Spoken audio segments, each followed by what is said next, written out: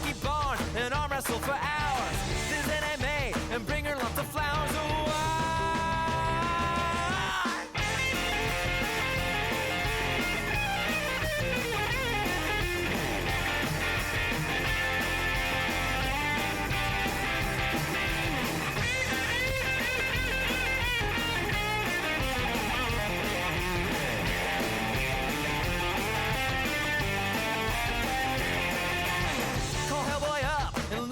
cigars, be Tony Stark at all the trendy bars. It'd be a guy's night out.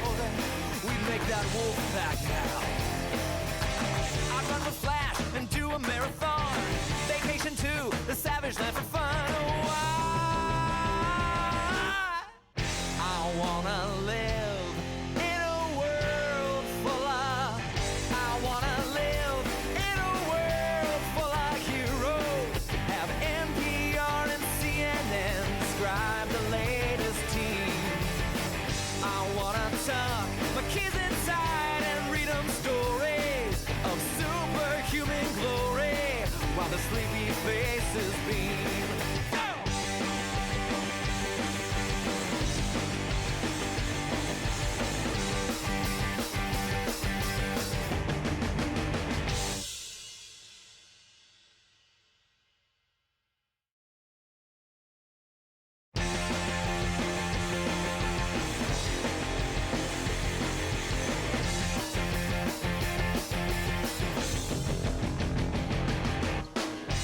Wanna live in a world full of heroes, not sit here counting zeros in a cubicle downtown.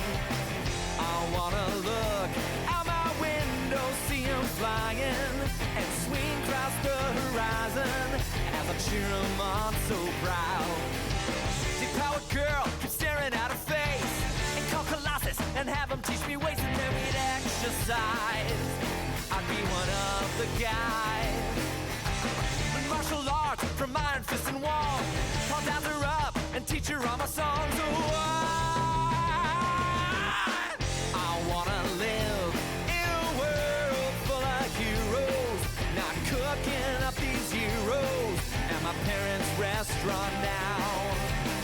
I wanna yell out Avengers Assemble, not order up for Ethel. Yeah, we're out of cheeky now. Date Emma Frost and have her read my mind. Or Magdalena, her artifacts I find, and then we catch a symphony. It'll just be her and me. Call Lucky Barn and arm wrestle for hours. This MMA and bring her lots of flowers. Oh,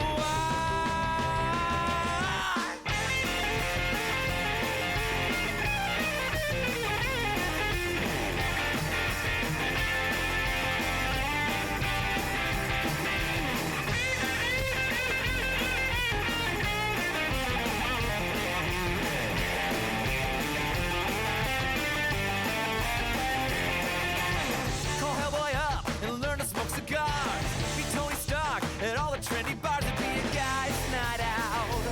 We'd make that wolf pack now. I'd run with Flash and do a marathon. Vacation to the savage land for fun. Oh, I wanna live in a world full of. I wanna live in a world full of heroes.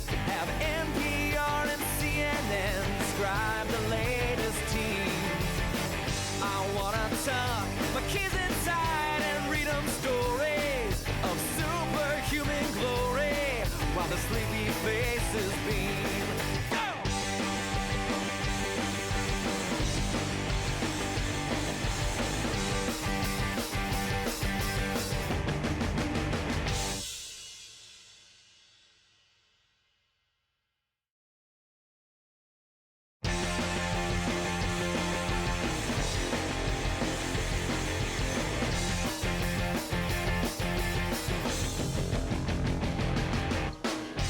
Wanna live in a world full of heroes, not sit here counting zeros in a cubicle downtown.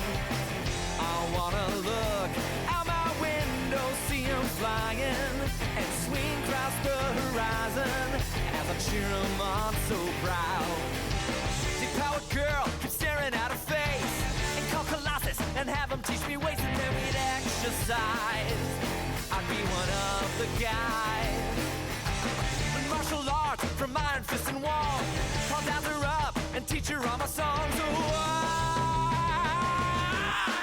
I wanna live in a world full of heroes, not cooking up these heroes at my parents' restaurant now. I wanna yell out Avengers assemble, not order up for Ethel. Yeah, we're out of cheeky now. Date Emma Frost and have her read my mind, or Magdalena, her artifacts I find, and then we catch a symphony. It'll just be her and me. Call Lucky Barnes and arm wrestle for hours. Visit MMA and bring her lots of flowers. Oh,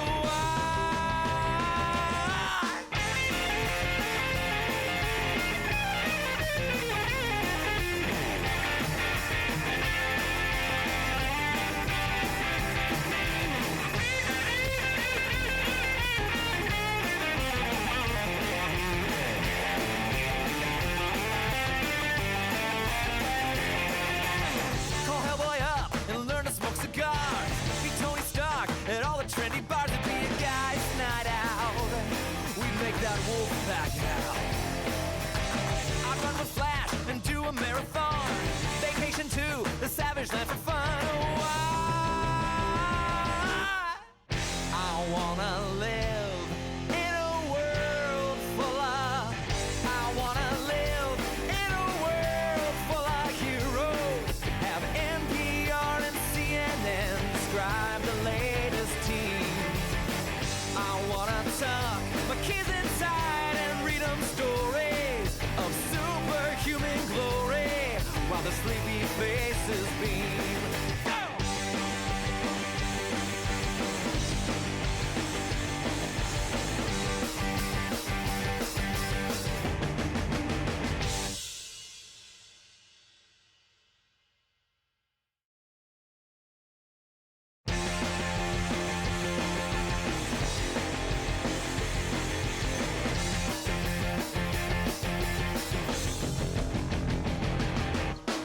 I wanna live in a world full of. Your father has always known you are special. Nothing will change that, Mary. Tell Mary we are ready. The music, play. Harry, you're getting married. It's about to be the best day of your life. Joseph, I feel like we're already friends, no? Mary, Mary, married is something you do. Dreams are coming true. Harry, God has chosen you to have a son, the King of all kings. This wasn't a dream. An angel came to me. It's hard to have faith. It's hard to believe. Look at the star! Future holds more. This is it. Let's go. There are too many questions, too little time. A divine king is to be born in your land. It's a mountain too high to climb. Why would I help find a new king in my kingdom?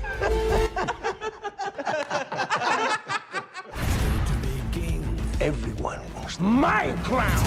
I want the motherfucker. Don't have to be good! Those men are looking for you. Herod must know of the prophecy. He wants my child. Joseph! I'm not the only one who's chosen for this. You truly believe that this child is the chosen one? What is his name? Jesus.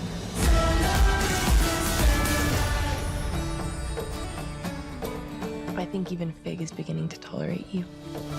Stop. Stop.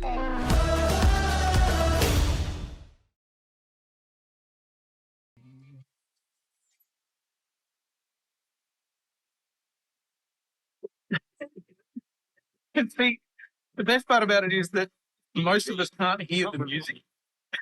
So do you None like? of us have music. Well, I thought. I Feliz really hope the screen can. Feliz Navidad.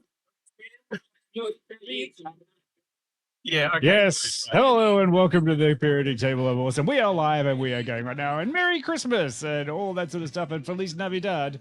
Yeah, why not? Melekalikimaka. Yes. Melekalikimaka. We could do that one too. And I did not buy this phenomenal sweater.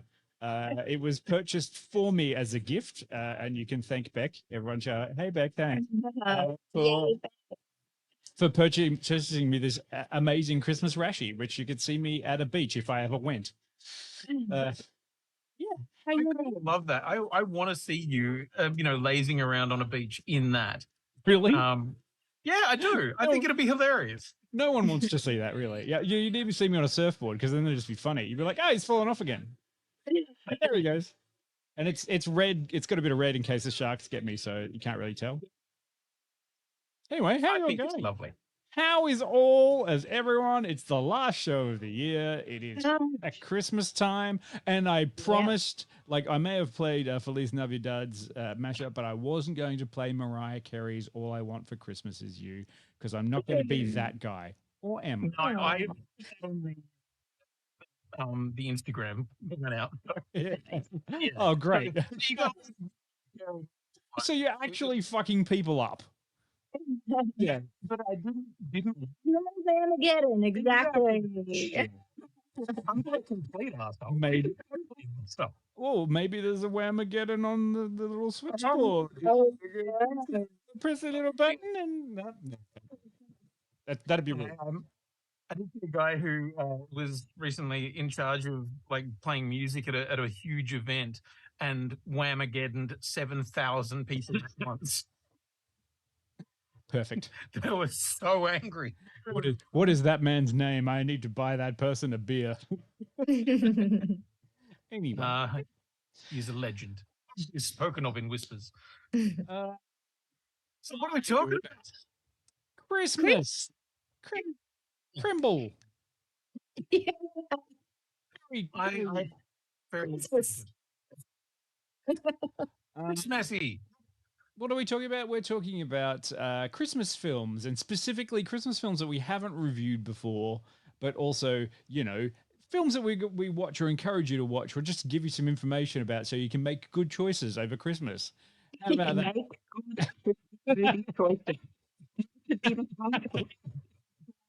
Let's probably start again. This is called Make Good Choices. Make good choices. Okay. Yeah. Fallen on some thoughts. Oh, For you. Yeah. For everyone. Community. Back in the day of Cool Shite, we used to say we watched it so you don't have to, and that's very much what happened here. Yeah, I think there's maybe about 4 films that we're going to talk to you about that are like, we watched them so you don't have to. Yeah, and the funny thing is, there's actually a lot of films out at the moment that aren't terrible, and Christmas is a time of year where there are films that are quite good. Like there are some things that we'll come back to every year that are great Christmas films. Yeah, what we're talking about tonight are not those films. We have discussed those films in the past. A couple of years ago, our Christmas roundup was our favourite holiday films. Yeah. Last year, we got to talk about some, very strong new releases like Spirited. Yes. And Violent Night. And Violent Night. That is not what we have done this year. Hey, this time it's like there is a limited amount of Christmas films that come out every year, and they can't all be like last year's Spirited. Can they? No. So what we're going to do is Violent Night, yes, which is also a good one. What we're going to do is we're going to go into what's available, what's out there right now, what came out this year, what you just saw in the trailer for the opening one, which is called Journey to Bethlehem, which is quite possibly one of the most fun satires I've seen in a long time since Passion of the Christ. And I can't actually say watch it because I think you'll enjoy it, but I definitely need you to see what Antonio Banderas does in that film.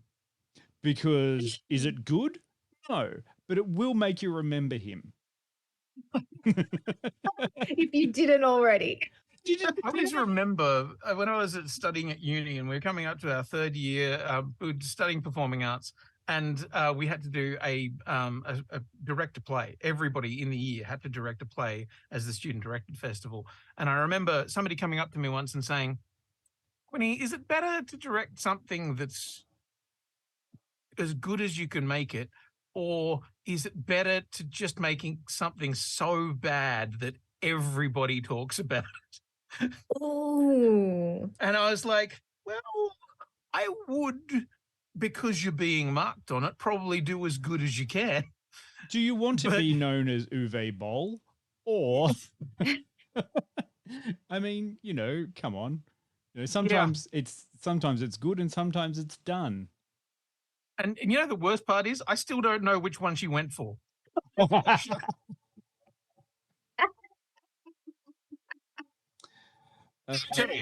Sure. I mean, did anyone else watch Fast 10? No. No, Is it a didn't- Christmas movie? No. I just mean in general, because I mean, if you watched Fast 10 or Fast X or whatever they want to call it these days, then Fast 10, which I don't understand why they never use that as their marketing. What Jason Momoa did in that made that film memorable. Was he good in it? No.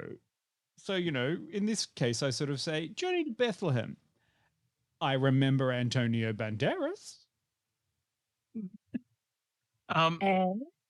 Scene. I'm an arrow fan.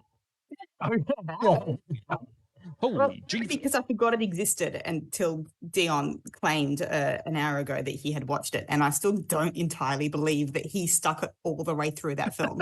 Look, I might have 12 minutes left, Pete. Maybe just 12 minutes. The perspective of like not the musical fan amongst us to begin with, and like as a musical, it's a bit of a strug in some places. It's good. So is it a strug to funk, or is it a strug to... it's got the funk. It's got the funk. Okay, right. That's all I needed to know. It's got humor. It's just got like humor in the wrong bits, unless you are genuinely interested in a serious faith-based take on the Christmas story that does not poke any fun at the serious faith-based story, which is a very specific audience that I think it will find. Yeah. So this is a big budget musical with dance numbers and everything like that that is aiming specifically at the faith-based audience. That's where we're at? Yes, that is where we're at. But, doing it with a straight face, except for when you get the comedic relief of the three wise men. The angel. Well, weirdly. Is it a comedy? I mean, I feel like they could have spent a bit more budget on the angel. Just a little bit in there. Like they got, he's got some gold eyeliner. That's an angel. It's kind of, I know. Right. Yeah, look, So is there any stunt casting besides Antonio? Look, I have to say, I quite liked Mary and Joseph. I liked them as people who, like, I believe them. I was with them in that kind of thing. I was like, oh yeah, they're naive people who are getting married too early, and one's apparently pregnant to God. But it just kind of makes me go, I just don't believe in the societal way that she wouldn't have been stoned, and I don't mean like marijuana stoned. It just didn't come off that way. It was just presented weirdly. And but it's very much the faith-based story and how everyone loves it, and how Mary's like, well, I guess I'm just going to get an arranged marriage now and we'll work that out and all that kind of stuff. But Joseph's okay. Damn Mary for getting an education from her teacher father. Oh. Yeah, I know. Is there anything, because I've literally watched the first musical number, which is, I mean, risible for the mere choice of, say, using the rhyme scheme of marry or Mary, you should get married. Multiple times, over and over and over. What do you expect from the musical director of Glee? A little What are you bit looking for? of quality. What are you looking for? Expect. Oh man. Yeah. Anyway, Should have just got Ryan Murphy to do the whole thing then. Yeah. That's the thing. It would have been like there is a film in there that I could have enjoyed. It's just not the film there was, but it's because they weren't making a film for me to enjoy. They were making a film for serious Christians to enjoy about serious Christmas. It would have been heaps better if it was not serious about the details of that particular story. In my opinion, then they could have done something really fun with the same concept. But that's not what they set out to do. And when you look at the trailer, that's kind of what I felt like we were going to get. Like, I felt like it could have been a lighthearted, vaguely comedic, upbeat modern musical that, took on the Jesus origin story and made it kind of fun and a bit upbeat. Which is why I was confused by the trailer. I was like, "Ooh, hang on. Is this going to be a fun thing? Yeah. For me thing. Is this going to be subversive? Oh, no. No. We are doing anything. We are doing trad white Christmas. And by white, I don't mean snow. Antonio Banderas doing his very best impression of Prince John from the 1973 animated Robin Hood. You nailed that, yeah. I didn't get that. As it's better known, the sexual awakening of a generation.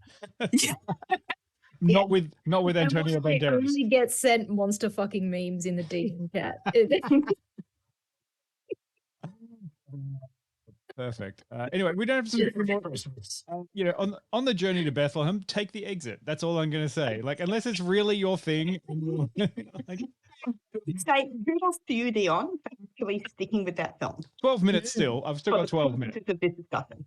Yeah. I thought I was on the same way with Pete. I'm like, this is going to be subversive. It's kind of fun. It gives you a different vibe from the trailer. And then I watched it. I'm like, oh no, I've made a terrible error. But I feel okay because we all made Quinny watch the next film that we're talking about. Sure, let's clear all of the vegetables before we get to the proper dessert that we want to eat. How's that sound? Yeah, is that my metaphor? All right, I'll just go. How about I go to the trailer for Christmas Eve, and then we'll come back. King home. Hody ho ho.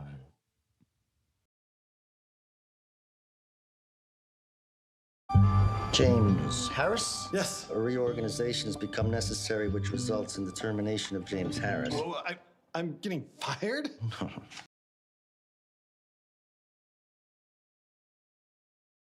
What? We're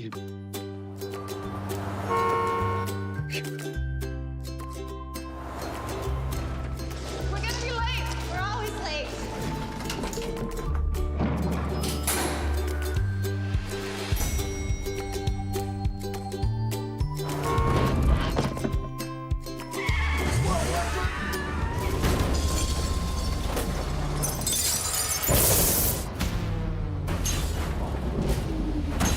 What was that?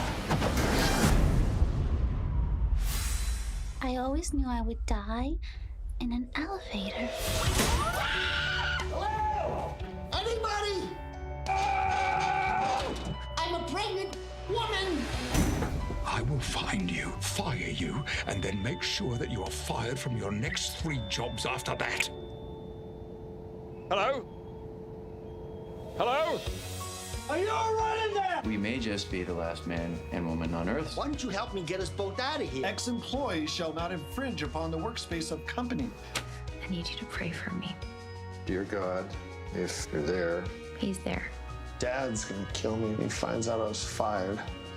Laid off. Stop! Back off! Get me out of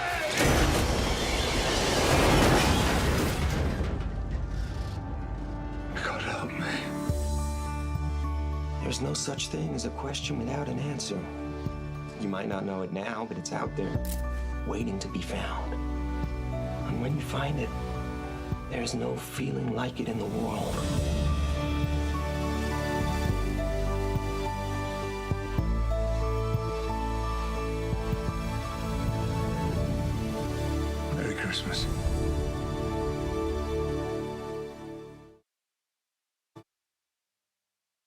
Quinny, take it away.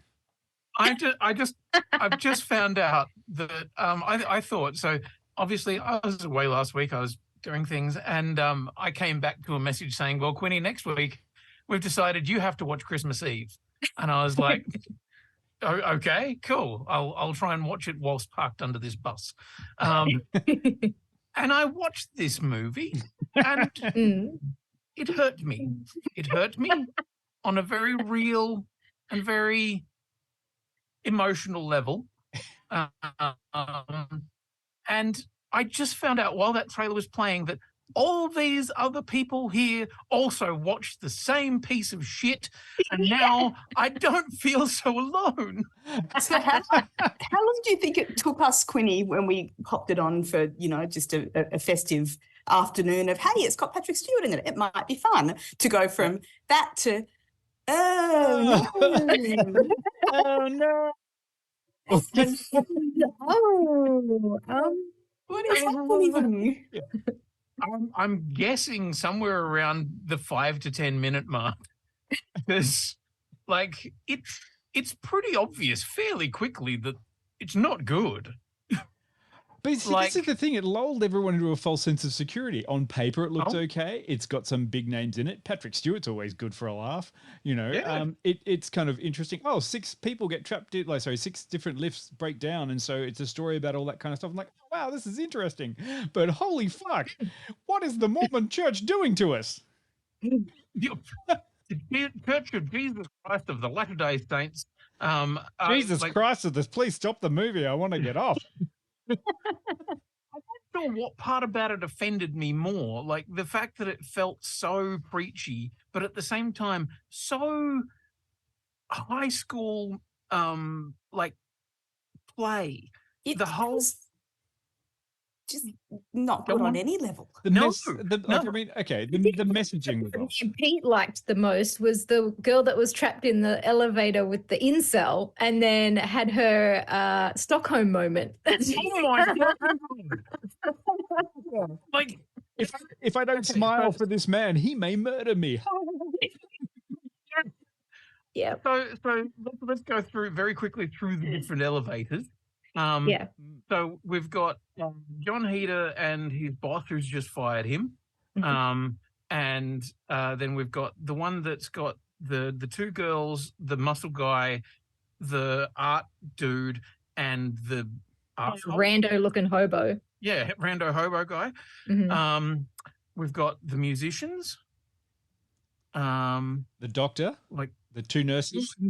So there's the one with all the musicians, and then there's the doctor and the patient and the 3 nurses, or the 2 nurses, and then the other specialist. And then Patrick Stewart. Yeah, alone. That's all of them, isn't it? And shot in the best sets that you could be constructed in Bulgaria at the time. There were so many moments that I was like, was this a play that somebody wrote for their high school? They've gone, oh, this is feels like so meaningful, and I can actually see it on stage. Like in my mind, I can see the staging of it with these 6 little boxes of these people who can't move out of the little boxes. Oh, and sorry, and I forgot also Stockholm Syndrome. And Butterfingers. And miracles.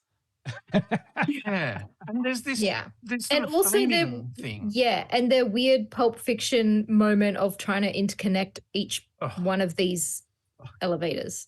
And the very, very strange concept of just the mechanics, how elevators and electricity work in general. Yes. It's a very, very strange plot construction there. But also the framing thing of the van that has been crashed into an electrical box. And then has to stay there for however long until it doesn't, and there's something to do with the a figure of Mary, and all of this shit just feels like the most contrived, awful fucking shit. But you know what the most unbelievable part of it was? that Patrick Stewart, who was playing a British character, never once called the elevator a lift. Oh my God. Also, like one thing I hated He about also never called anyone a cunt, and with that accent, he really should have. my whole complaint while watching all of this, apart from all the terrible acting and stupid scenarios and very sophomoric whole ideology behind it, was that at no point did anyone designate a piss corner. Oh, like they were in there for hours. I can't believe that not one of them needed to use the loo. Oh no, they did. One of the nurses desperately needed to use the loo. That was a returning plot point. And eventually he peed himself and was so embarrassed that he rode off into traffic and nearly killed himself. Yeah. And you're like, what? Yeah. Like, and the thing that got me is just how offensively heteronormative it was. Like, Yep. And also the weird stalker guy.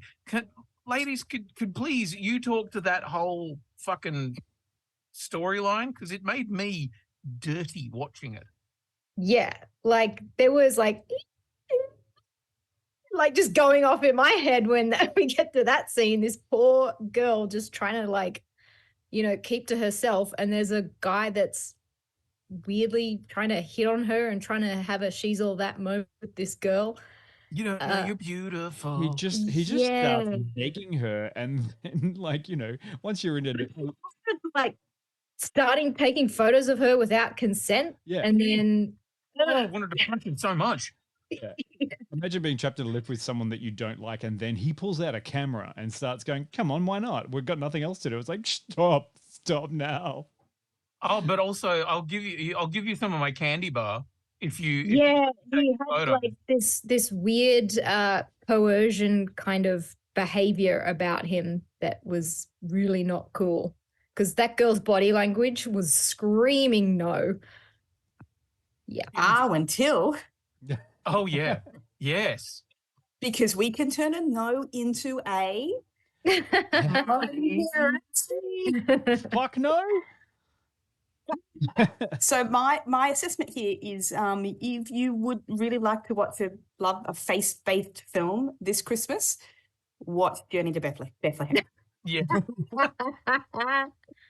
Like, yeah. Do not watch Christmas Eve. Even taking away the problematic thematics, it is an objectively terrible film in almost every way. It feels cheap, it feels twee, and it feels preachy all at once. And then at the same time, offensive. Like, to a modern sensibility, it's just like, oh no, fuck this. And Casper, stop asking questions like what platform it's on. You don't need to know that, because you shouldn't be watching it. That's not what it is. Like that at the end, John Heder and his boss solved the world energy crisis. Yes, 100%. And I like the way, miracles, but also the way that they kind of did that with a whole bunch of hand wavy language around. Oh, but the transmission from the outer suburbs is going to be a problem. Yeah, but we can get over that. I'm almost 100% that their solution was nuclear. The God particle, why not? Feels like it. Scooting. Oh, you go, Pete. I was just going to say, scooting sideways into problematic Christmas film material. We can talk love, actually. No, this isn't for discussion. This is just a passing note that while I was trying to find something to talk about that I was excited to talk about, I rewatched Serendipity, thinking, I'll revisit another classic Christmas rom-com that I remember liking when I was 18 years old or whatever. Boy, does that not hold up at all in any way. Oh no. Like, beware. Don't go there. It's I'm trying to remember what Serendipity is about. Oh, John Cusack and Kate Beckinsale meet and really hit it off, despite the fact that they actually both have partners. She believes in fate, and so decides that if it's fate for them to meet again, they will. And she puts her number in a book and sells it, and he's got to find her. But he's very whiny about the entire situation when she initially says no to meeting up again. And they both have partners, and then like they both have partners for almost the entire rest of the film. It's like, no, hard no on the thematics of that. It was probably considered just, I think maybe it's my age that has changed and not like the world in this case. Like, I think it's always shitty to cheat on your partner on purpose. Yeah, agreed. And is it a Christmas one? Yeah, it's a Christmas film. Oh, right. Okay. By Dion's definition.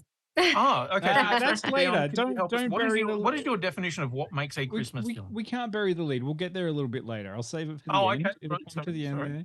I will go back to Christmas Eve before we move on because we have a few other films to copy. We don't take up too much time. I absolutely loved that they set up in one of those lifts the whole thing about the one with the muscly guy. And there were two girls in there, and they said a bit of a did they, don't they? Like, did one of the girls want the muscly guy, and then the other girl was falling in love with the intellectual art person and all this kind of stuff. But I fucking loved at the end, like when they walked off, the two girls left with the muscly guy who did nothing the entire time, had no character growth. I was just like, yeah, he's hot. We're going to go bang him. And I was like, that was actually very funny. But also the art guy who was by far the most obviously queer-coded looking character in the film. They try and set him up with a fucking woman at the end. Yeah. And you're like, also, and with a little angel on top of a Christmas tree looking down on them both. And I was like, oh, you fucking heteronormative priest. Who at the end of an ordeal of being trapped in a lift all night decides to go and sit next to a crime scene in a park? The crash. The crime scene. I know, it's very weird. In the end, it turns out, like, which one of these was the lift to hell? All of them. All of them were the lift to hell. Anyway.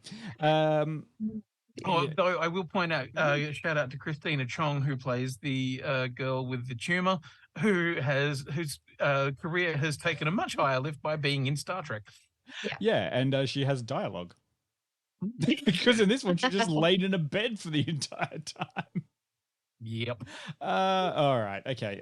Next, this one, I think, Quinny, you and I are out. We've done this. So it's Peter or Jill. Fight over who gets to do this one. Which one do you want to talk about? No? I don't know. Just roll a trailer. Okay. I've got three there going. Wait, is it Xmas? I just brought up the idea of Christmas rom-coms. So do you want to go Xmas? Why don't we talk about Xmas? Sure. Let's go watch the trailer for Xmas, which is not an X-Men film. And nor is it a... Al, I love you so much. We're getting married! So are you and Graham talking anymore? No. His family, on the other hand, I miss them. Hiya, sweetie. We're so excited that you're coming for Christmas. I can't come home this year. I'm sorry. I have a deadline. You know what? I think this is about Allie because she ripped out my heart, stomped on it. Oh, okay. Surprise! Graham, what are you doing here? I found all of these in the back closet. What are you doing here? I thought you said he was working.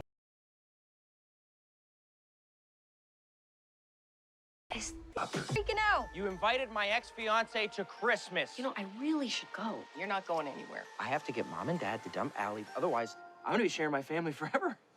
Oh, my God. My family will work up the courage to ask you to leave before Christmas morning. Do you want to bed? You're gone. Or you're gone. Fam, how do we feel about a game night tonight? Oh, you were fooled. I think I'm done with game night.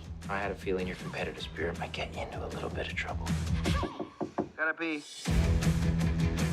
No! Where's the butcher? Does it have to be crazy this entire holiday? Surrender anytime you want. Never. So, either one of you dating? Yeah, everyone. Everyone, yeah. Here's my number. Between us girls, not gonna be a fun night for you.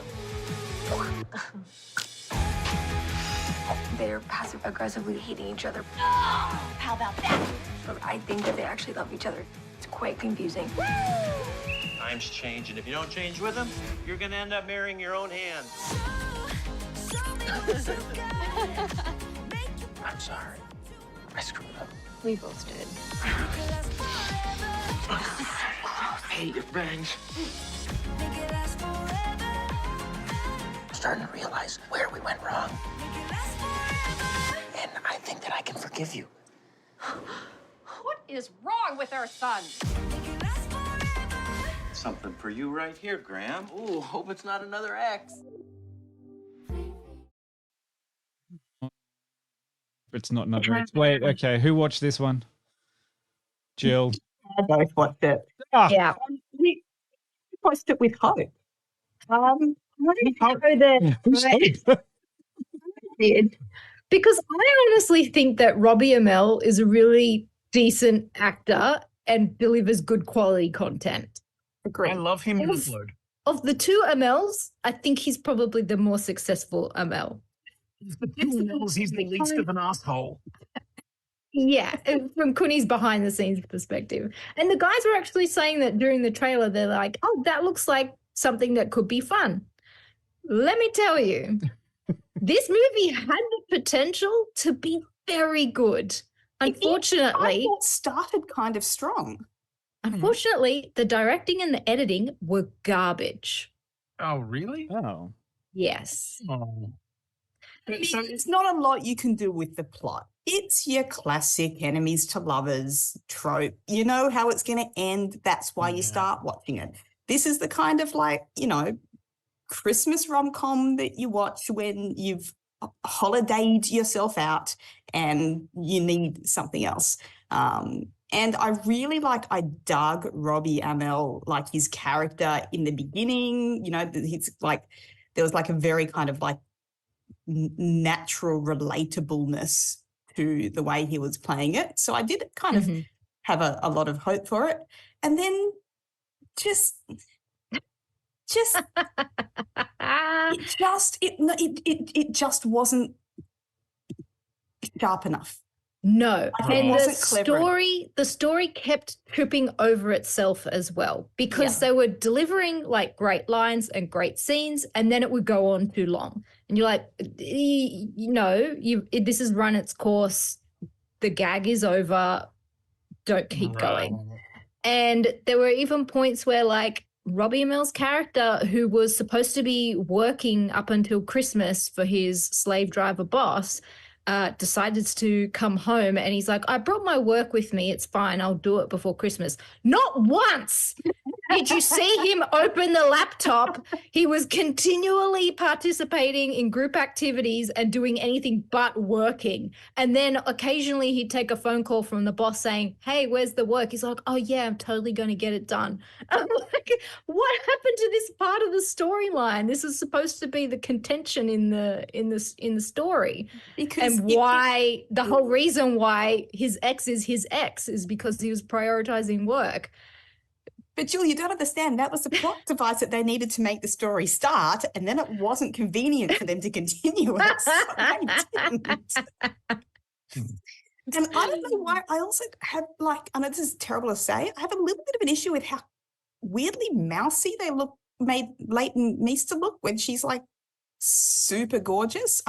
I didn't quite super understand that choice from a design perspective. Yeah. They're these are two people that live in LA, and they've gone really girl next door for her. Super girl next door, which she can do what she wants. But her fringe wasn't even good fringe. Oh, see, now I'm strange looking her up, because and I'm oh yeah, her. But him and they go back to his family's place, and they live in the Midwest, so they're all very homey people, and she fit in so easily there. And I'm like, you're supposed to be a cool girl from LA, and yeah. Quinny, I got to say, that wasn't the reason I didn't like the film. It just it could have been much sharper, much smarter than it was, given the cast that it had to work with, given the content that it had to work with. If you're going to do a rom-com trope and you want it to be successful and stand out, you kind of have to. It has to be tight. Yeah. And it wasn't particularly tight. So I wouldn't say don't watch this, it's bad in every way. If you've really run out of your holiday rom-coms and you need another one, It was it's decent. watchable. It's just very average. I mean, with this one, Okay. is this something to get in the way? Like once the argument, or not argument, once the discussion with the family member starts to get a bit tense, you can just chuck this on and hopefully people will ignore it? Or is it, No. Yeah. Brown film. Which, like, Sure. I thought it Which was is- more yeah. people than that. Exactly. It's sad because they had a great cast and the story was, like, yeah, it's tropey, but it's classic for a reason. But yeah, just the execution was not great. As I say, looking at the trailer, I was like, the first half of the trailer, I was like, there is a funny enough idea in here. Yeah. And I was could like, oh, see- Robert Duvall, I love that guy. Yeah, I could see how that could really work. And then I watched the rest of the trailer. I'm like, you're showing me the whole fucking film. Stop. I don't want. I don't want to see everything.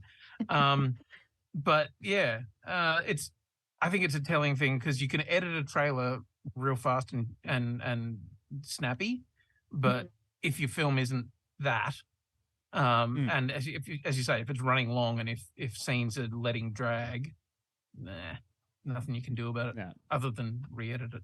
Yeah, so Xmas, worth getting into? I mean, if you run out of stuff to watch, sure.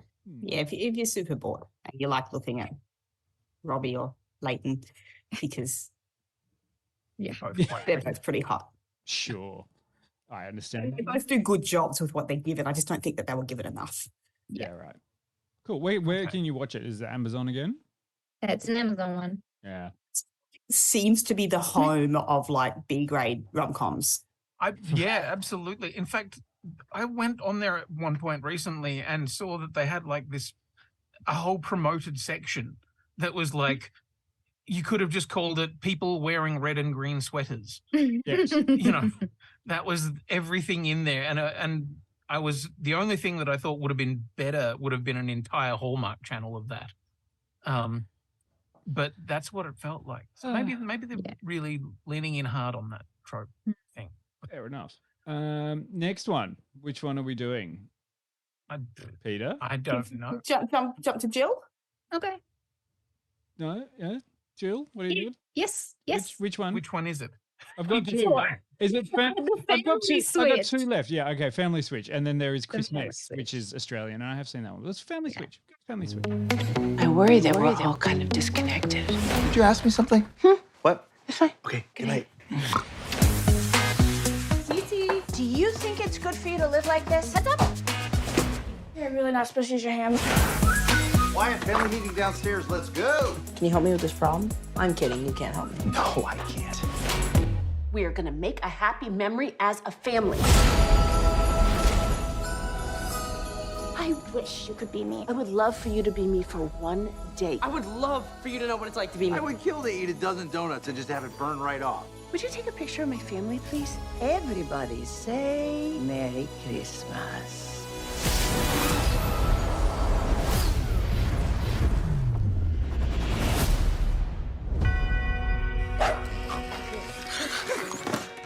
What are you doing in my bed? You're in my bed. Why am I in your bed, Mom? What is happening? That's me. Cece? Mom? Wyatt? Dad. This is a situation that has never happened before. I'm 17 again. I'm 13 going on 30. It's so freaky. What's wrong with Pickles? What's going on with Miles? Pickles is... And figure out how this happened. Your dad happens to be the toast, and high school's kind of my jam. You stole my first kiss? No, I pulled away. You rejected Ariana? Dad! I can't believe I thought we could pull this off. Be a boss. Be a boss. Be a boss. Be a boss.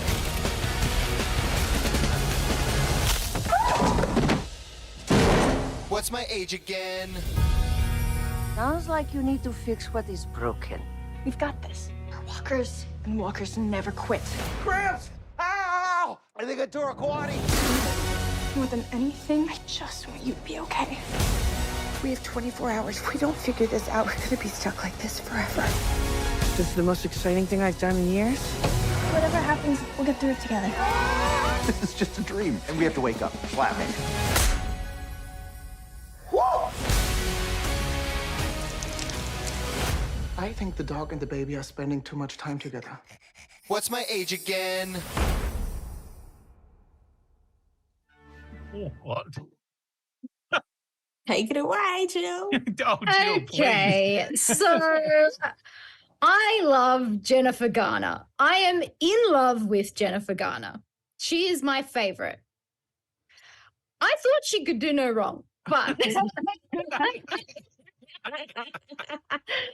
but unfortunately, the family switch is just not the sequel to 13 going on 30 that I wanted or deserved. Now, hang on. Karina says suddenly 40. Was that the one that is it? Oh, okay. Well, no, there's suddenly.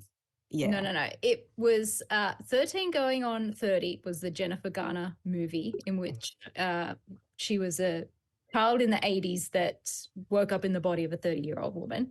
Big. And then they also reference 17 again, which was the Zac Efron one. And I'm pretty sure they referenced Freaky Friday. It's a classic body swap.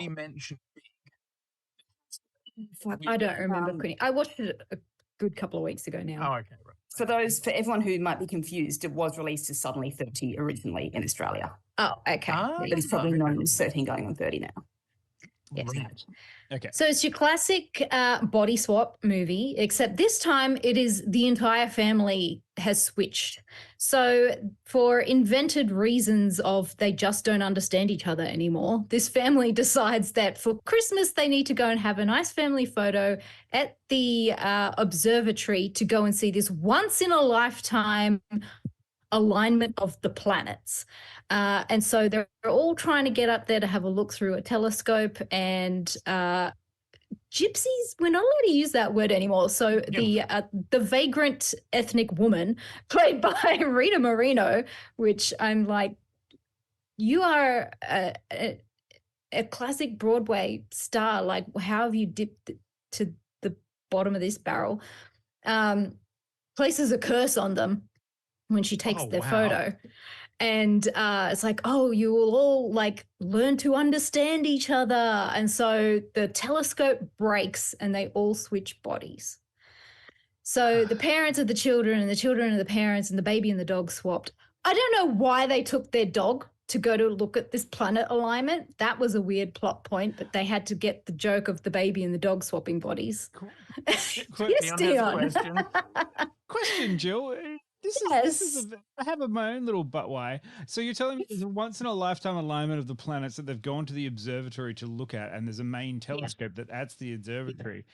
Where are all of the people who would be there to watch the same thing? And like the technicians who would Everybody's taking turns to look through the telescope. And then so this family comes up to take their turn and they're all fighting, and then they break the telescope, and then the curse is placed on them. And for no particularly good reason happens to be looking through the telescope as well? No. She took their photo, and then for some reason the flash shocked them. They broke the telescope, but for some reason the telescope and looking at the planets is what also placed the curse on them.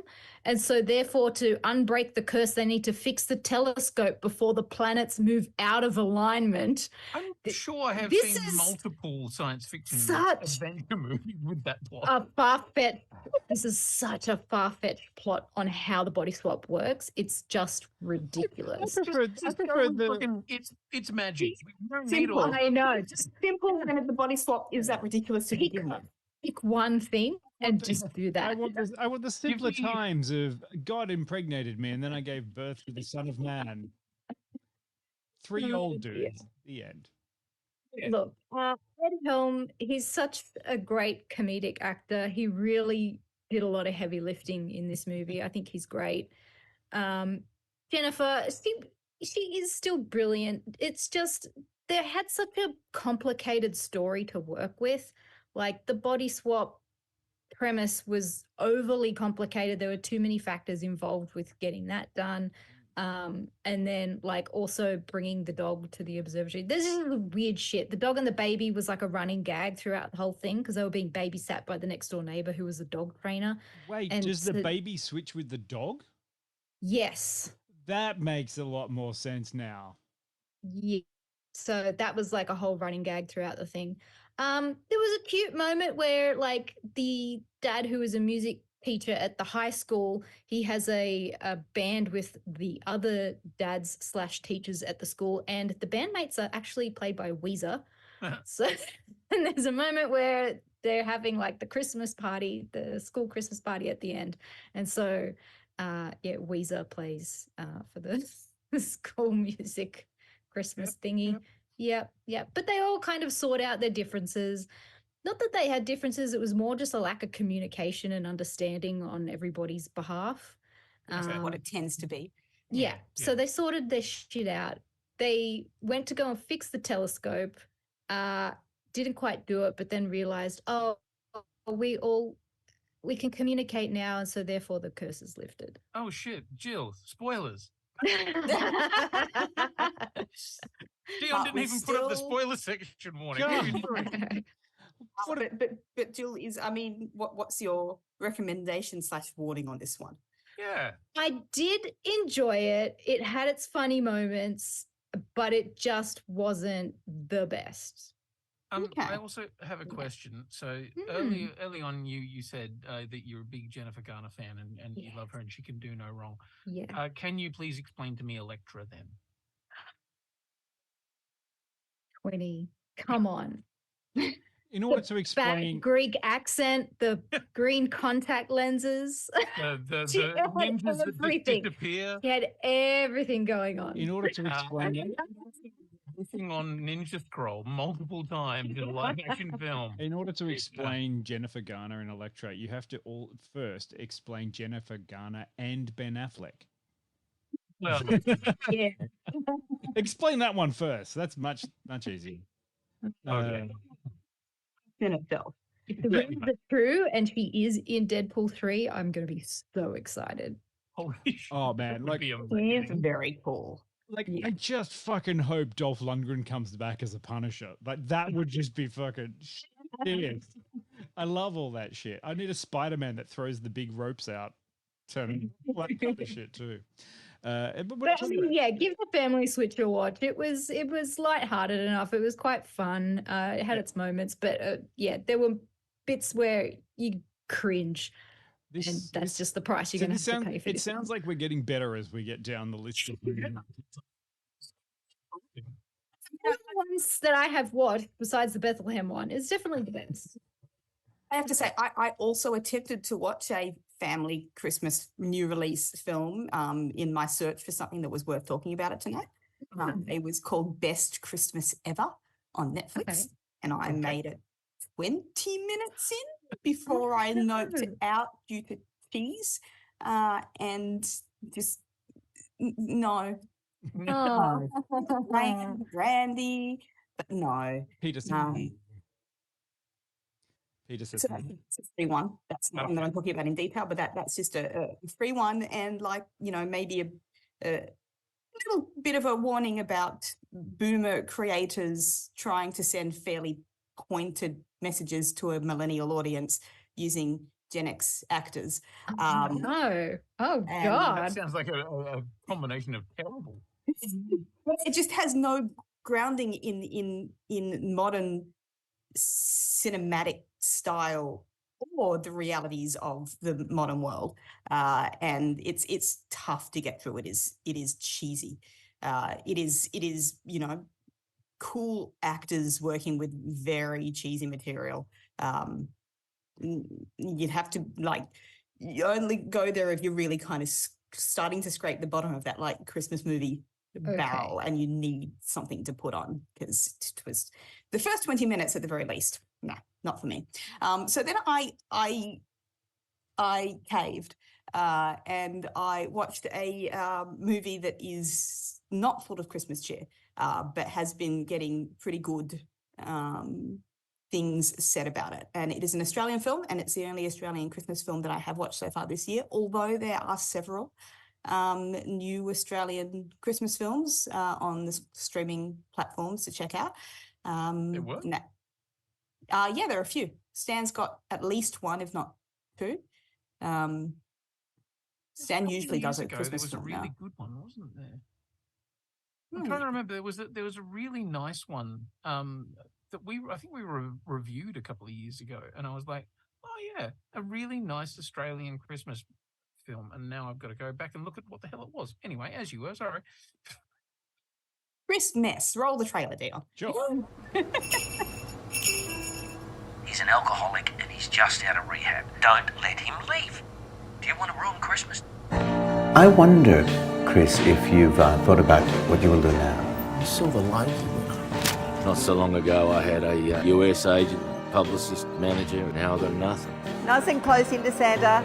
Ready? 1, 2, 3. How are you feeling about going back out into the world? I don't know, probably about as happy as the world is to have me back. Silly, okay.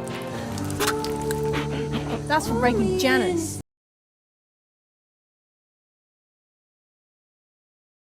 Joplin, my friend. I saw my daughter today. It's the first time I've seen her in 20 years. Go see her, Chris. Today.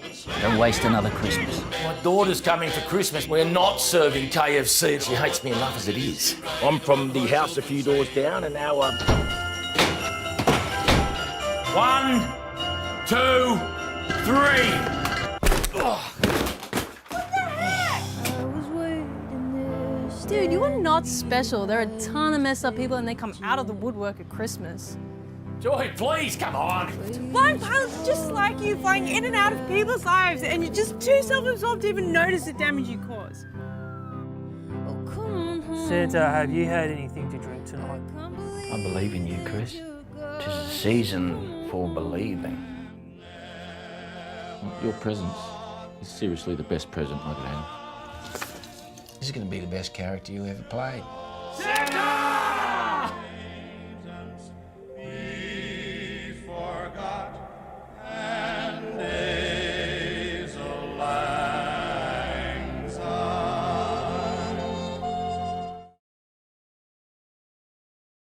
I like Kari's take on that one. Yeah, Kari's no, take just- looks depressing. That was ominous because the thunder just happened to roll as that.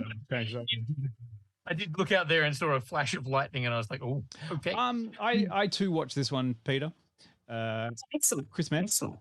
Yeah, well, It's not something that I would usually gravitate towards, particularly with my current mood, but it was getting such good things said about it that I thought I would give it to go. And no, it's definitely not the colourful, carol-filled, tropey Christmas movie that you would gravitate towards at Christmas. But it is, I think, pretty successful in doing the exact opposite of that.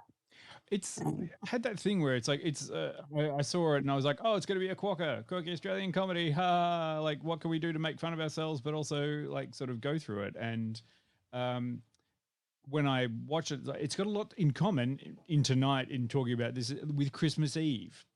Like, we thought Christmas Eve was a great this feels very like high school play. The story of this can kind of like it's a pretty thin on the ground, but it's a simple story, but it's really well acted. Sure, it's a bit choppy in places, but it ticks the boxes I like for films, which is it's a simple story. It's not about rich people, and it's honest. Yeah, like honestly, it really is. It's like this could be a story. This is probably something that's going on everywhere, and it's not necessarily happy, and it doesn't necessarily try to make you feel good. It just exists at the time that it is, and what I like about it the most. It was brutally honest. And if you're trying to watch it to make yourself feel good for Christmas, it's probably just go watch It's a Wonderful Life. But also, it's not so depressing that you're going to be like, well, I don't want to do anything anymore. I give up about it. It's just like, oh yeah, like in that honest situation, it probably wouldn't have a happy ending, but it doesn't have a terrible ending. Life just goes on. Not in a good way, not in a bad way. You're after like a fun family laugh a minute Christmas, the 1998's Crackers would be the way to go. This had there's often a bit of a bar for entry with me with Australian films, in that I find it difficult sometimes when there seems to be like there's like a really kind of feeling that it's trying to be more Australian than Australian a lot of the time in, you know, in the writing and the performances, when there are phrases being used that nobody really uses, to be honest, and when there are people kind of trying to push into kind of more bogan accents than they kind of have, that there's actually a real kind of barrier for entry on me to kind of settle into a film like that. And I did experience that a little bit with this one.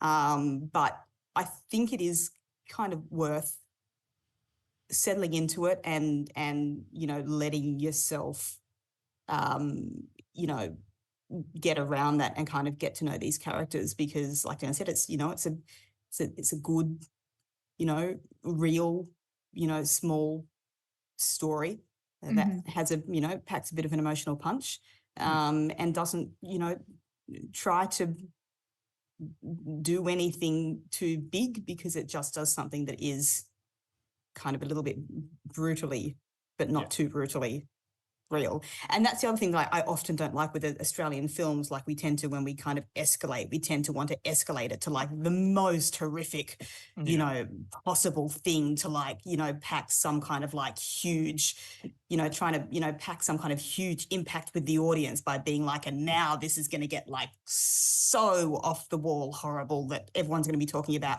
how awful this film is. And it is not that either. It is, you know, there is humanity in it, and that is what it's worth. It's worth the you know, the humanity that it shows, and doesn't try to do anything more than that. And for that, like, I think that it is kind of a nice film. I wasn't gonna give it a go, but like, it sounds like it would be worth a watch. And where will we find it? Yeah, where is it? Binge? I want to say binge. I want to say give Murdoch some money. I think it is. It may still be in some cinemas. Yeah. Okay. But it's And they shot it in Seatown. I need to watch it, see if I can like spot all the places I used to hang out. Christmas, if not humanity. Oh, hang on. I can't hear you, buddy. Your microphone's playing up and being weird. Oh, is it? Oh, now it's there we back. are. Okay, cool. Must have been the lightning storm. It was, look, it's a lovely little thing. The only thing I thought was completely unbelievable about it is that there was a scene where on Christmas Eve they go out to like a pub which has an open mic night on Christmas Eve, and everyone happens to be there. And I'm like, that's absolute horseshit. No one is in a pub on Christmas Eve, not even in Seatown. No, some for reasons. They'd be at the Pokies. Could be in the pub. They'd be at the Pokies. I have been in the pub on Christmas Eve quite a few nights, and gone quite the party. There are like not late, but considering I'm getting some people are telling us, oh shit, the weather's going crazy. That's all we've got time for the films that we've done. Hopefully we've given you some things to avoid. I wanted to tell you about. You do, don't you, Quinny? You have to tell me because I didn't actually watch it. So the stage is yours, Quinny. That they would definitely love, and hadn't even heard of. It flew off my radar. I wasn't able to get a trailer to him, but basically because it was very difficult to get. It's a film called A Disturbance in the Force, and as you would expect, it is about Star Wars, and in keeping with the theme of tonight, it is in fact about, and it's a documentary about the Star Wars Holiday Special. Which is November 7, for fuck's sake. November 17th. Thank you very much. Did I say 17th? I thought I said 17th. No, 7th. Anyway, and they make that very, very clear. It's an entire documentary with interviews with numerous different people who are responsible for it, talking about how it came to be, what the fuck went wrong, why it continues to live in our mind the way that it does, and just how much of a weird cultural icon this thing has become. Because it's almost like a point of being geek cred culture. Like during that period of time where the internet wasn't as powerful as it is now, if you could get a video of the Star Wars Holiday Special, that was a special thing. And I remember watching it with all of us. Were you there that night, Dion? Probably. I don't I've seen it know. A many bunch times. of us all sitting around and watching it and going, "Holy shit, we've got the holy grail of things to watch," and it's 2 hours of the most awful variety show crap you've ever heard and seen. Wow, 2 hours. Yeah, It's terrible. It just goes on for fucking ever. And it's got shitty dance numbers. It's got a musical number by Jefferson Starship. It's Yep. Wow. It's got a 10-minute long animation in the middle of it, which is the only good thing in it. And the first 12 minutes of it, not a single word is spoken. It's all Wookiee.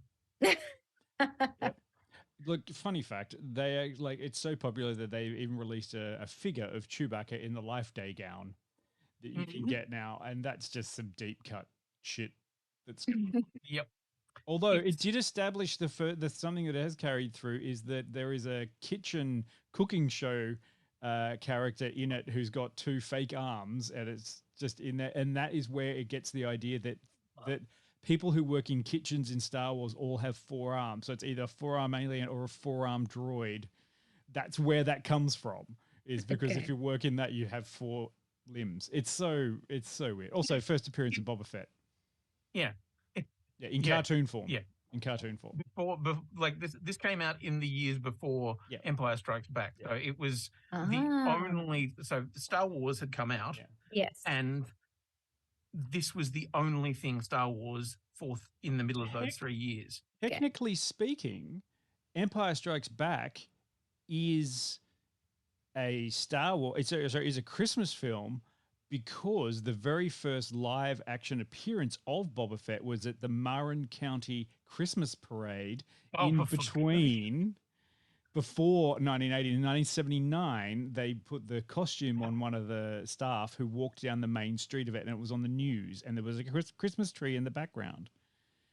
But that's not the movie. That's not in the movie, so it can't be a Christmas movie. Which brings me nice full circle all the way around to explaining that bit at the start where it was like, how do we denote what is a Christmas movie? What's the boundary? Like, I think, Peter, you were asking, what's the boundary? What are we doing? And then it all came down, and I said, if it's got a Christmas tree on screen, it's a Christmas movie.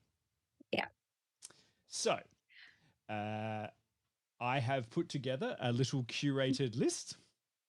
Okay. Of movies that under that banner are Christmas movies. Okay. I'm very excited. Yeah, it's going to come out. You won't be able to see it on this video call, but people will be able to see it. So I'll talk you through them as we go. All right. Ready to start this? I don't have any music. I'm not going to put that music up again, but we'll go through it and I'll do it here. Here we go. Did it work? Yes. Okay. Slideshow first. Okay. So first one is You've Got Mail. Definitely a Christmas movie because Meg Ryan is standing next to a Christmas tree. So You've Got Mail is a Christmas movie. The next one is In Bruges. In Bruges, the waitress, she stands next to a Christmas tree. It's a Christmas movie. Of course, that's the one that you brought up, wasn't it, Peter? Yeah. They've been suggested. There I is was one. really scraping the bottom of the barrel. I'm just going to talk about In Bruges. There is one that I've missed, and Jill will call me out on that, later on because I didn't get to that one. The one you got on your screen right now is American Psycho. Definitely a Christmas movie. There is a scene there with Patrick Bateman. It is in the Christmas films, so definitely there. Here's one that you may not actually know. Do you know what's a Christmas movie? Babe. Babe is a Christmas movie because here's one of the son of the farmer standing in the farmhouse next to a Christmas tree. Definitely a Christmas movie. So that's the only thing that we're working on here. It's got a Christmas Do you know what else is a Christmas movie? Rocky IV. Because the kids are watching Rocky on the TV and there is a Christmas tree in the background of that shot. Rocky IV is a Christmas movie. Creed 2, Christmas movie. Wait, 2?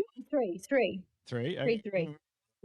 Here's another one. This is a Sylvester Stallone continuation adjacent to that one. You might remember him from the action movies of the 80s. Cobra, the movie with Sylvester Stallone in it. Definitely a Christmas movie because there's a Christmas tree in the movie. Next one, we've got LA Confidential. It's set at Christmas time. Definitely a Christmas movie.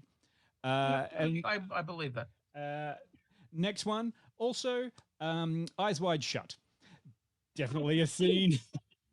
Definitely a scene in there with Tom Cruise standing next to a Christmas tree. It's a Christmas movie, although good luck. And then later on, I find a whole bunch of people wearing Life Day robe, and then they take the robe off and then they bang. It's the next one. Here's one that you may not actually do. It's only a very, very quick scene. You might not recognize it. The Bourne Identity, Christmas movie. At the end, when he goes into the farmhouse and finds that shotgun, there's a tiny Christmas tree on the back of the shelf. Bourne Identity, definitely a Christmas movie. Here's one. There's another one that's good. Brazil. Brazil is a Christmas movie. There's a giant Christmas tree in the middle and everyone's dancing around. So if you like your kind of weird stuff like that. Here's, and this is the ones we're getting into the territory of a little bit more familiar now. Batman Returns.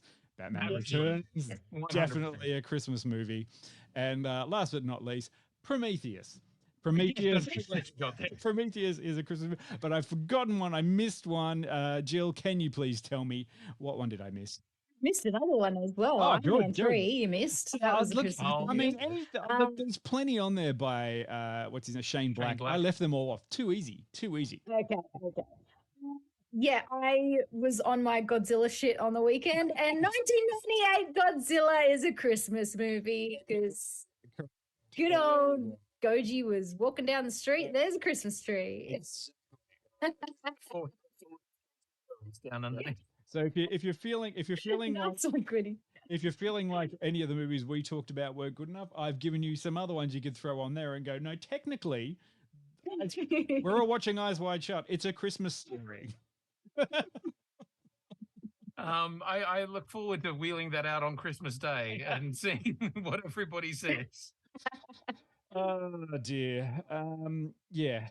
Although I do have one last clip. I think it just I should just play that one. I've got a last little movie that we always have to acknowledge end of year.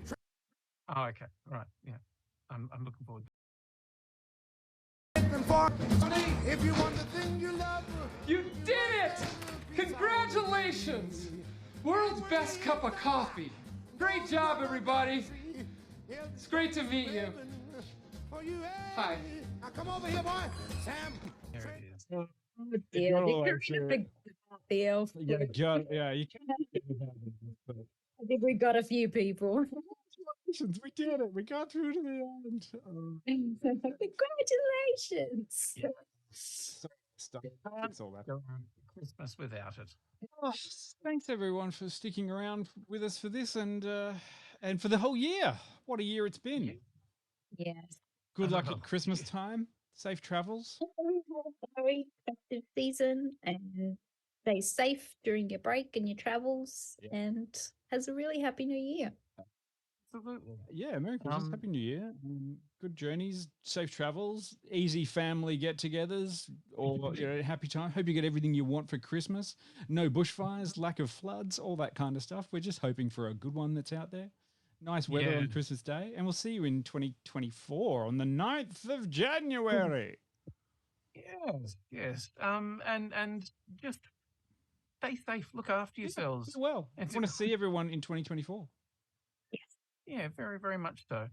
Have we got any New Year's resolutions, or do we not believe in those? If you fucking do not, for a while, but I haven't made New Year's resolutions since New Year's 2020, when I decided to go back to dance classes and maybe do some more singing in choirs or something.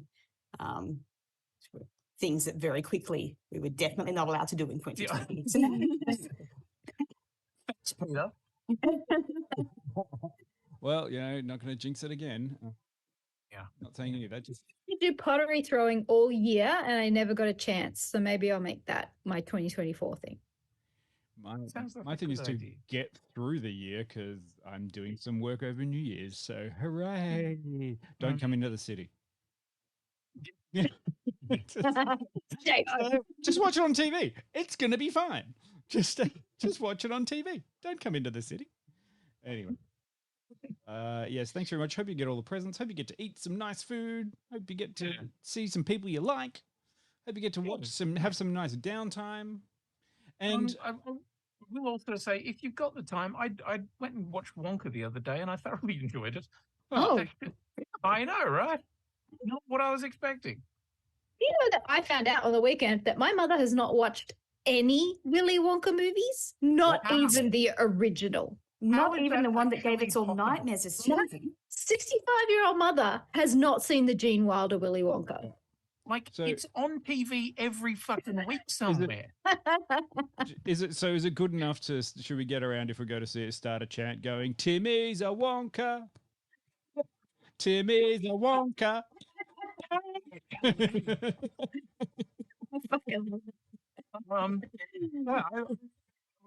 I found myself charmed by it in much the same way as the Paddington films charmed me. Ah, shut up. So yeah. I want to say, like, yeah. I mean, it's so hard when you sort of watch and go, "This looks like shit," and it's like kind of good, and you're like, "Damn it." Yeah. You know, you really have that thing where you're like, "Oh, it's not going to be the thing," and then you're like, "Oh, well, that's kind of funny. It's a nice song. Oh, a funny bit and a nice song, motherfucker." Oh yeah. Thanks, Casper. Don't remind us about Aquaman 2. Some more drunk cinema next year. I got to watch Aquaman too. Go back into January is Sure, you're Aquaman calling it fucking now. two. I can 100% do that. Like, we're starting off for that 9th of January. Drunk and watch Aquaman too. What if I watch? We should do that together. What if I watch Aquaman twice? Does that let me out of it? Two Do I get- Aquaman, yeah. not make an Aquaman too. Too fishy. Yeah. Well, it is drunk cinema, DC cinema. Drunk cinema 2. Yeah. Okay. Maybe we'll try that. Well, look, hey, technically speaking, we haven't actually recorded a podcast all together in the same room for a while. Been a while. We could do that. I reckon we could get around and do drunk cinema Aquaman 2. Yeah. Yes, you really should go and watch the first drunk cinema. It's on the oubliette right now. Yes. Oh, is it? We might have to make it available at some point before we do we're- Drunk Cinema 2. We're But working like, on it. Yeah, we can just reactivate that in the thing with in switching around. Because- yeah, it's a live watch as you watch. Yep. Listen as you watch podcast. Yeah. So it's in time with the movie. Yeah. Press play now. This is Yeah, the thing. live react. Yeah, live reaction. You can just listen to us. It'd be great. And listen to it's Jill getting drunker and drunker as we go. And Beck. Yeah. But but mainly Jill. Yeah, we made Beck drunk watch Justice League. We did too. She zoomed in for Aquaman as well, but it was mainly Jill. We are very cruel. We wanted to make Pete drunk watch Suicide Squad, but she doesn't drink. That's her excuse, and she's sticking to it. I can come to the drunk watch of Aquaman 2 and just never watch Aquaman 1, which should put me about on equal footing of never being confused. I'm down for this because you know what? I can hand off all of the tech to you, Pete, and just be like, "You do it. Getting drunk." I feel like this is the thing that needs to happen. So, if you happen to be in Sydney and you will tell you the cinema that we're going in to do our recording. Let's open yourself up. Q, that's a I don't know one. We're going to find a licensed cinema. It's be a very short stay. But the staff would be like, "Sir, what are you doing, sir?" It's like, "Shut up, recording our live podcast. Shut up. Shut up. We're already done. We've been to the pub already. Where can I plug in? I need power." That'd be so unpopular. Yeah. That is. Okay. Yes, Casper, if there will be an invite, very definitely. I would love to do that. I would love to do a live. You've got the whole Christmas period to plan that one, Quinny. If you want to make it happen, no problem. Give everyone. Marina suggests day drinking. I like it. 10 a.m. session. Let's go. 10 a.m. session at Palace Central. Yeah, they're pretty much fucking empty enough. So yeah, let's do it. Bucks Fizz, caviar nibbly. Let's get out of this hellhole. So that's a deep cut. Red Dwarf one. Okay, everybody, we love you. We do indeed. Thank you for a wonderful year. You have kept some of us sane and some of us, as whatever else we are. All right. Shall we go and raid? Sure, if you want to go raid, why not? We'll do that. I'll just say goodbye and we'll head off and you can do the raidy thing, Queenie. Let's go and raid Back Pocket. We'll go and see what Steph and Say goodbye to from those Back guys. Pocket are doing. Thank you so much for joining us, everybody. It's been a lovely year. You're lovely people. Take care. See ya. Bye.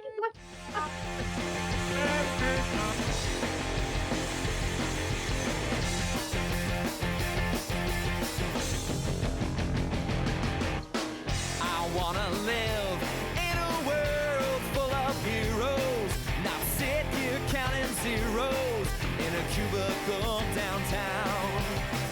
I wanna look out my window, see 'em flying, and swing across the horizon as I cheer 'em on so proud. Deep-powered girl keeps staring at her face, and call Colossus and have him teach me ways, and then we'd exercise. I'd be one of the guys. With martial arts from iron fist and wall, I'll dance her up and teach her all my songs. Oh, I wanna live in a world full of heroes, not cooking up these heroes at my parents' restaurant now. I wanna yell out Avengers Assemble, not order up for Ethel. Yeah, we're right up cheeky now. Date Emma Frost and have her read my mind. Or Magdalena, her artifacts I find, and now we catch a symphony.